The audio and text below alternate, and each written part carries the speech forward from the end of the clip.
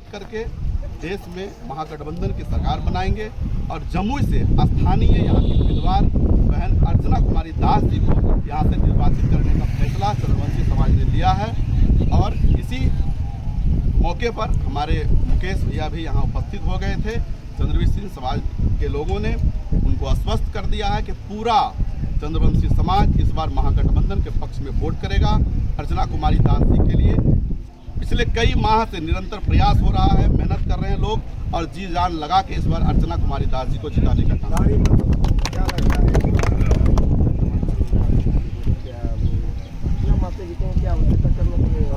देखिए, सबसे बड़ा जो सवाल है, जो लोग 400 का और 4000 का जो लोग लगा रहे हैं ना, उनका तो बेड़ा गलत हो जाएगा, उनका तो सपना जो है वो सपना ही रह जाएगा।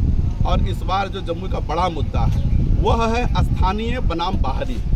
हमारे एक उम्मीदवार जिनके माता का भी नाम वही है, पिता का भी नाम वही है, पता का ठिकाना नहीं है। पहले जब पहली बार आए थे यहाँ जमुई लोकसभा का उम्मीदवार बनाकर जिनके चिराग जी को, उनके पिताजी तो बोले थे कि चिराग यहाँ जमुई में बहुत विकास करेगा, यहाँ वनडे खेल के जाएगा। लेकिन क्या हुआ, 10 साल का मौका मिला, वनडे नहीं खेल के वो टेस्ट खेले। टेस्ट में भी क्या किए, वो विकेट बचा बचा के खेलते रहे। और अंत में जब उनको एहसास हो गया कि जमुई की जनता इस बार उनका तिरस्कार करेगी, उनका बहिष्कार करेगी, अपमान की स्थिति आ गई जैसे और लोगों के साथ हो रहा है, तब वो भाप गए और बलि का बकरा बनाने के लिए अपने बहनोई को सामने ला दिए। और उनके बहनोई सीधे साधे विदेश में रहने वाले लोग, होटल में रहने वाले लोग यहाँ की स्थिति को और उनके साले के छल को समझ नहीं पाए और उम्मीद बन करके यहाँ बलि का बकरा बन गए। और आज उनको जिल्लत और फजीहत का सामना करना पड़ रहा है। इसलिए पूरा चंद्रवंशी समाज एक मुस्त होके अर्चना कुमारी दास जी के पक्ष में मतदान करेगा।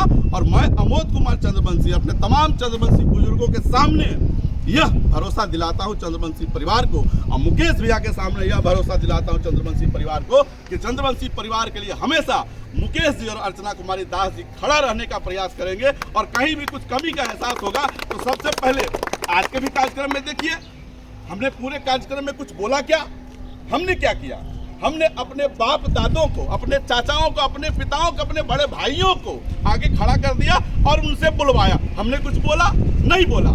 अगर हम आपको देते समय हम कुछ नहीं बोल रहे हैं, अगर आपको मौका मिलता है, आप यहाँ से जाते हैं, जाना तो 101% तय है। आप अगर हमको जगह नहीं दीजिएगा तो उस समय भी हम कुछ नहीं बोलेंगे, लेकिन हमारे लोग ही आपको जवाब दे देंगे।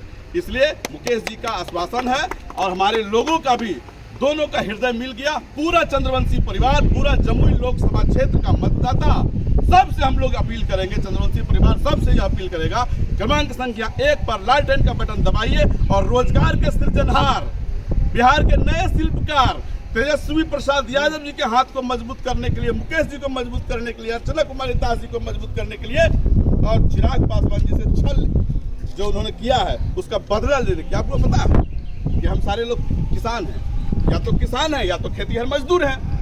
हम लोगों को सिंचाई की जो समस्या, आपको पता है जमुई में नागी डैम, नकटी डैम, बरनार जलाशय, हनुमाना डैम, गोढ़ी डैम, कितना डैम है, क्या 10 साल में विकास हुआ? अरे हमारे लोग में अगर कोई एक भी इंसान हाथ उठा के कह दे कि चिराग पासवान जी ने उनका फोन उठाया, उनसे बात किया, तो अभी मैं इसी वक्त मुकेश जी को कहूँगा, मुकेश जी वो तो हमारा फोन उठाए हैं, लेकिन मेरा समाज का एक भी व्यक्ति चिराग पासवान जी के साथ किसी भी प्रकार का संबंध में नहीं रह पाया। मेरे लोगों को तवज्जो नहीं मिला, विकास नहीं हुआ लोकसभा का।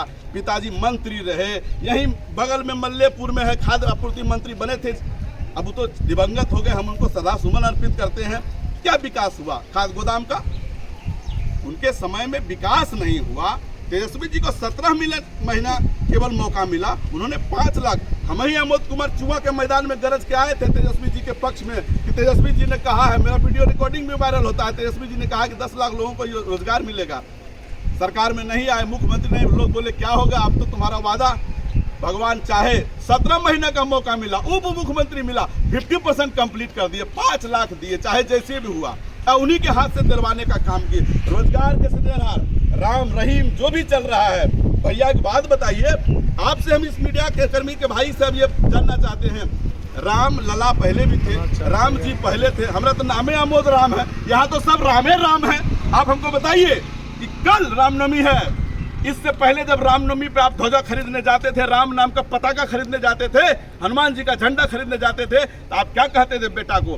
पहले झोला धो लेना, घर में चौका लगा लेना, उसके बाद नहा धोवा के जाना और पताका लेके आना। पताका लेके आते थे, निपलका पर रखते थे, पंडित जी आते थे, हम 5 लोग को टोला से बुलाते थे, पंडित जी उस झंडा का संकल्प करते थे, तब आम के पत्ता लगा के उसको 5 आदमी खड़ा करता था।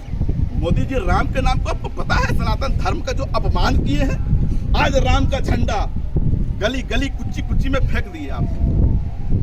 क्या कर रहे हैं आप हृदय की गहराई से महसूस करिए, क्या राम के उस धर्म ध्वजा, सनातन का वह धर्म ध्वजा जो रामनवमी के पूरे गांव में चारों तरफ दिखता था, उस धर्म ध्वजा का क्या सम्मान रह गया जो आपने उसका इस प्रकार दुर्व्यवहार कर दिया, उसका इस प्रकार उपयोग कर दिया? आज लोग तय नहीं कर पा रहे हैं कि बीजेपी वाला झंडा है कि भगवान हनुमान जी का, भगवान राम जी का झंडा है। हम आपसे यही कहेंगे, प्रभु रामचंद्र जी के चरणों में हम लोग का आस्था जीवन भर रहेगा।